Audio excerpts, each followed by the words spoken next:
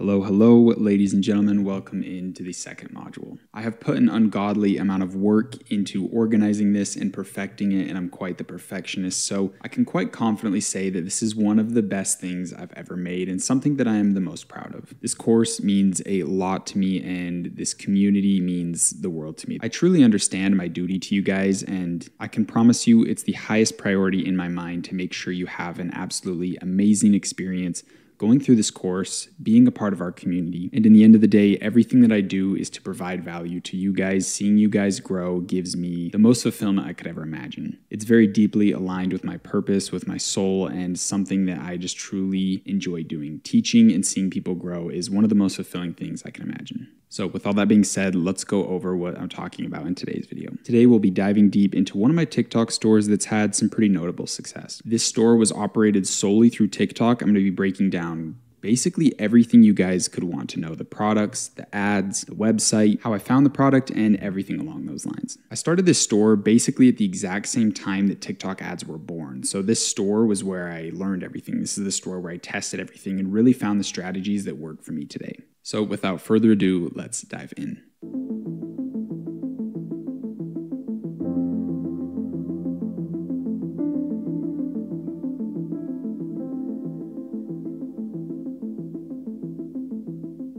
Alrighty, boys, welcome into the back end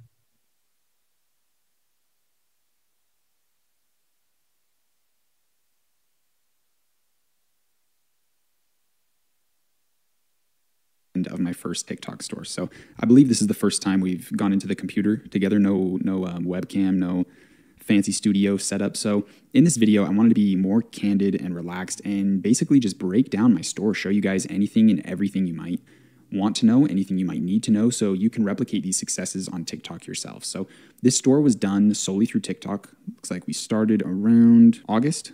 Yeah, August, September-ish. First month had like 30K in sales. Yeah, we had some really big instant successes. If you take 2 seconds to look at the graph, you can see there's a lot of issues, a lot of big tanks in sales, huge explosions, big tanks, and I'll really dive into everything. Our average sessions was a little bit more. You usually want to see sales higher than this number. Customer rate returning was pretty decent. I'll also be going over my biggest Facebook store that I had and showing you guys literally all the analytics and everything for that. And so it'll be interesting to see how the numbers compare and contrast. But yeah, 1.43% returning. 2.26 conversion rate, I believe that's pretty standard. Average order value is 34, but we bumped it up here at the end, and I'll talk about how I did that. Had almost 20,000 orders here. You can see the personalized necklace was the top product, and we'll get into the whole website. Almost 99% traffic on mobile. I'm guessing the desktop people saw our TikTok ads and then came in later on the computer. They opened an email from us or something along those lines. So we primarily targeted the US. That's pretty common for all the stores that I run. Canada and UK definitely had some notable sessions.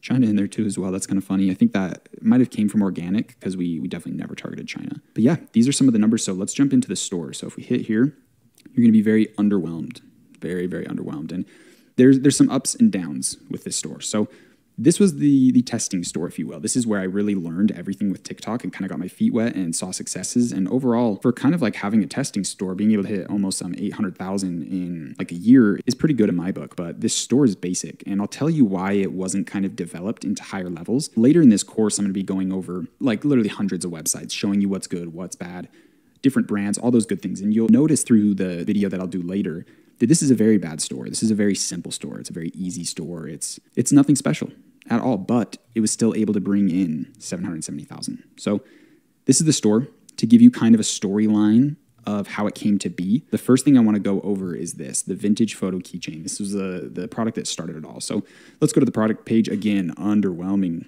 very underwhelming. It's almost unbelievable to think that this store actually brought in that amount of money. But it just goes to show you that I think a lot of beginners, a lot of people that if this is your first store, you're going to be really caught up in like, oh, I have to make my store perfect or I'll never get sales, or all this money I spend on ads is just going to go down the toilet because they're going to come see a horrible website and never purchase. And honestly, it's just not the case. You'll come to find that in my later video when I do case studies of other people's stores and other brands and break things down, that a lot of stores look like shit and they do millions in sales, right? There's a lot of boomer websites. They look really bad. I'd call this a boomer website for sure, right? This looks horrible. This is a video I took in a spiritual shop with my girlfriend. That's her hands holding the thing. You can literally see me in the picture. It's like, iPhone video, 2 seconds, AliExpress images, like it does not get easier, right? And I don't recommend this, I'll be honest. This store is still in testing phase. It was never branched out into the full branding mode because this was testing grounds. And again, because we had so many issues, it was too inconsistent and there was bigger opportunities and other stores I wanted to focus on instead of just this. But honestly, if I took this to the full brand mode, like kind of what I'll show you in the later videos of stores that go into full brand mode, I think this could do millions a month in sales. Honestly, I think it could fully take over the whole industry. And honestly, I think this product's decent right now. But be careful with me saying that. A lot of people are obviously going to go jump in and try it. So beware of that. Yeah, to break down kind of how the store came to be, my Facebook ads were down. I got taken down.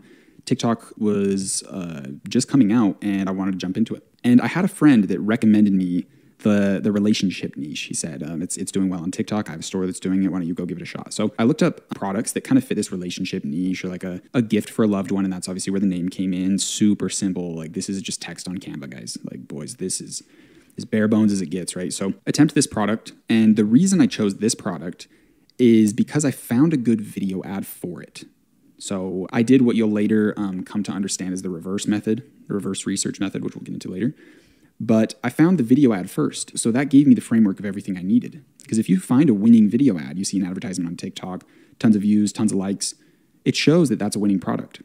And it also shows a winning video ad. And it also shows a winning website. It also shows a winning product description and so on. It shows an entire blueprint, if you will, of a good product. So I found a really good video ad and basically just took it. Honestly, I basically just took their ad. I outperformed them on advertising, on budget. And believe it or not, this website was better than theirs, which is pretty sad to say. But yeah, this product took off. And this was basically probably up to here. Probably around 200, 300K was brought in. And around January, something really cool happened. So, I mean, yeah, go visit this website, Loving Surprise, go study it. A little 10%, woo.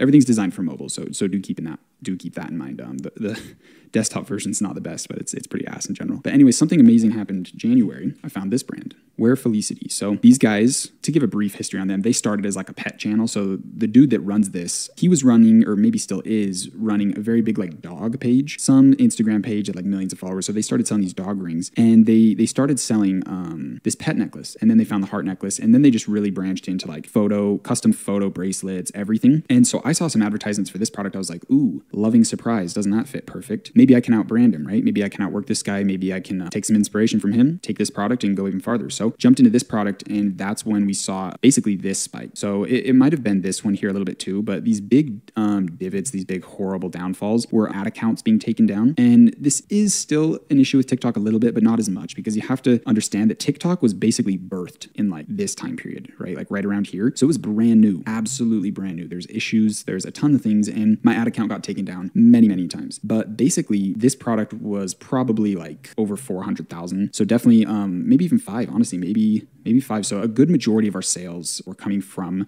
this necklace. And sad to say, I didn't even branch into the bracelet, and the bracelet's their top product right now. If you click their Google ad, it goes right to the bracelet. So that's kind of how you know their top product. I'll be teaching you guys a bunch of little hacks like that, but they're sending all their Google traffic to their top product, right? They're not going to send it to their worst product. So this one's the big winner right here. I don't know if these reviews are legit, but these guys, they're still kind of sleeping. Like honestly, you could still scale this product up a ton and brand it in a way better way. I don't want to be like a super big advocate for this product, this kind of like industry, because I haven't tested it in a while, and maybe it is dying, maybe it is dead, but if you have good video ads, you can make anything come alive. And this was a really good product. And it wasn't too long ago, right? I mean, depends what time you're going through this course. Everything's relative, right? But it wasn't too long ago from when I'm filming this now. So definitely some potential there. So we tried some different products. We did like a sterling silver, kind of like a upsell for it. We tried to jump into the pet niche, targeting pet people, making like pet videos. This calendar keychain took like a little bit of buzz. It maybe got like 10,000 in sales and just kind of fizzled out. We couldn't get good video ads going for it. And that's something you'll come to find with TikTok and with Facebook as well, is your success is based on your video ads, honestly. So obviously you have to have a good product, right? Obviously you have to have a decent website at least, but this is a good example of not having to have the best website. But truly at the end of the day, the absolute best thing, aside from having a winning product, because we know we need that the most, it's your video ads. So all these big influxes came in when we had a really good video ad, right? So, our video ad died. Ad account went down. We got the ad account back. And then, we got a new video ad working really good. So obviously I'll explain everything in depth, but that's a good kind of gist of the storyline of this store. And now I want to jump into TikTok and show you guys a little bit about the ads we're making and give you more context there. So Loving Surprise is the brand name. And if you'll notice here, we have some videos with some decent views. We got 2 million, 1.7, but there was way more. So let's start at the start of the story. You can see all of these video ads for the little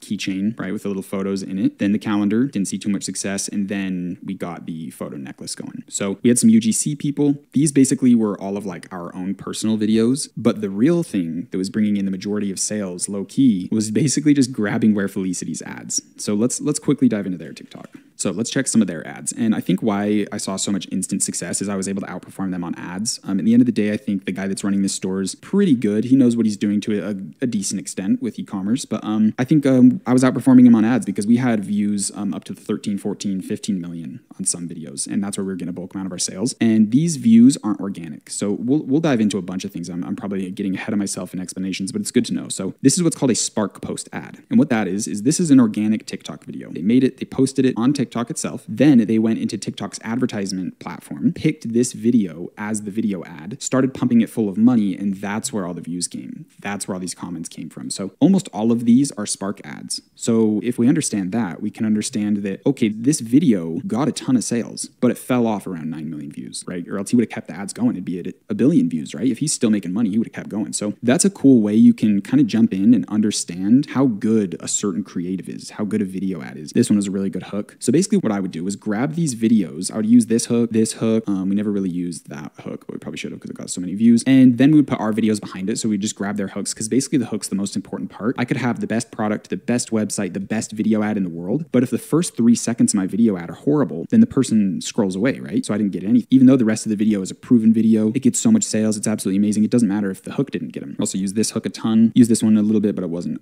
too good. And I'll go into like legalities. I'll go into the issues of using people's videos, and you have to be very careful, right? There's obviously the little moral debate, but there's also things you just want to be careful legal wise. And there is some kind of gray lines. There's some things you can do, but overall, my biggest thing I could say is I don't recommend it. I don't recommend stealing videos.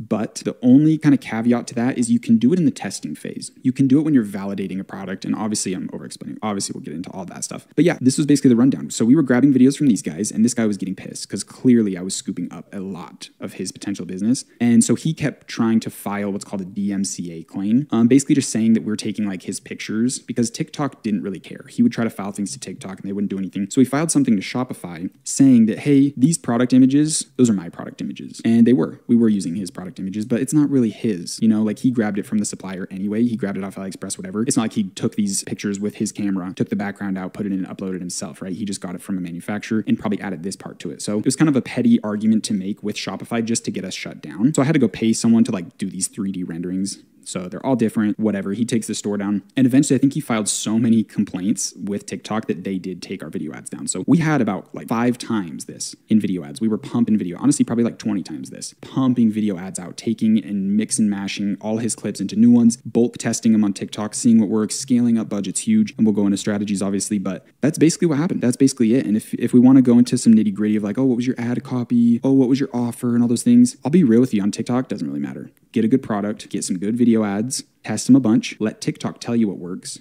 and then just run with it, right? You might have a video ad like, I thought this video ad was really good. Need some gift ideas. That's what we specialize in, and it promoted every product. 2K views. This thing, I ran paid traffic to this. Horrible. Absolutely horrible, right? So you can't really have these predetermined ideas. Oh, this is a good video ad. You never know, right? You never know until you post it. You never know until you run ads to it and kind of see what happens. But this was our framework. This is how we got all of our sales.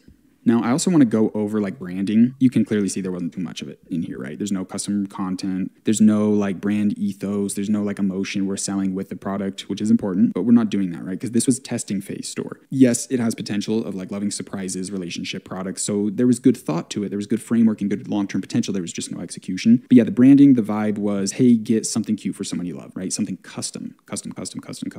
All of these are custom products. So that's the route I was planning to take this. And by all means, if you resonate with this, if you think you could crush it on these products, this brand, it does pretty good on TikTok, and I bet it could crush it on Facebook. I haven't tried this store or these products on Facebook, but if you want to go for it, just beware that there's going to be a ton of other students that do. But essentially that was kind of like the goal with the brand, is like, let's focus on custom, let's scale out gifts, let's find new ones, let's go crazy on influencers, UGC content, all that stuff. But we just kept getting taken down from this guy. He kept going crazy. And ultimately, there were some other stores that were taking off that kind of got my eyes away from this store. Now, something I want to go over is right here, this little bump in our AOV, average order value. So when someone comes to your store and they only pay $30 and you have a product cost of around, I think this was like $9, $10 was our average product cost. That means you essentially have like $18 to pay in ads, right? That's not too high. But if your average person is coming in and spending 45 and your product costs 9, then we have a lot more room to have like issues with ads, to have ads that aren't too good, and we can still be profitable. Or we can have ads that are really good and just make way more profit, right? So your AOV is really big. You want it to be as high as possible. And what we did to get this bounce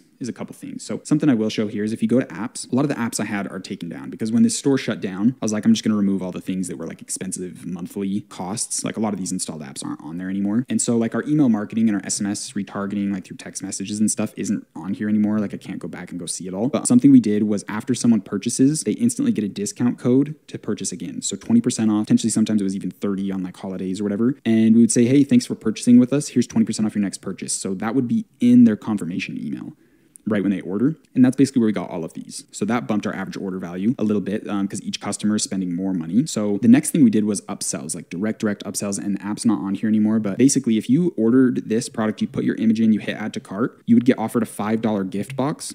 And the gift box did pretty good. If we can see, premium gift box, we had 4,400 people purchase that. And we only started selling it when we already probably had around 5,000 sales. So the conversion rate, like the amount of people that bought the gift box was huge. We also sold a 2-year warranty for like $3 or $5 or something. And that's basically what got our price up. So we had an extra like $2 here, an extra, I think it was like $5 or $6 for the gift box. And that's where we got this jump from like an average 30 to a 45.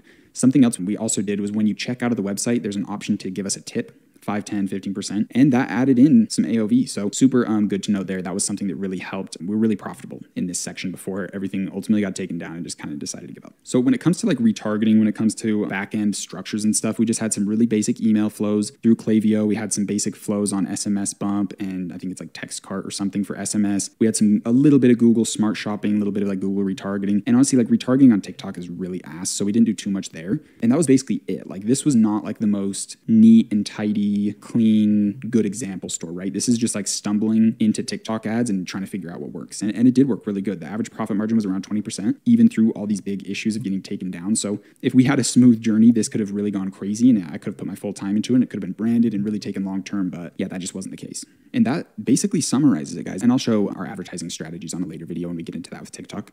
So guys, that basically wraps up everything with the store. I know I didn't talk too much about like the advertising strategies and stuff like that, but we will get into that when we go over the TikTok ads. I just wanted to give a brief rundown of what worked, show you some numbers, show you some kind of in-action stuff, right? Like here's our video ads, like go check them out, go see what worked, what didn't. Go check out Wear Felicity. These guys are still selling. They're still doing pretty good. You can go check their Facebook ads. And yeah, I hope that kind of gave you guys some good insight. If you have any questions, there's any other things you kind of want to learn about this store, make sure you go throw those in the community group. And when it comes to action steps, honestly, there's not really too much on this, right? This is just a case study. I'm just kind of showing you guys what was up, what the journey was, explaining the graphs, explaining the numbers, and kind of what happened. So hopefully you learned something good, and I will see you in the next video where I will break down my Facebook store that did 2 million in sales. We'll see you in there.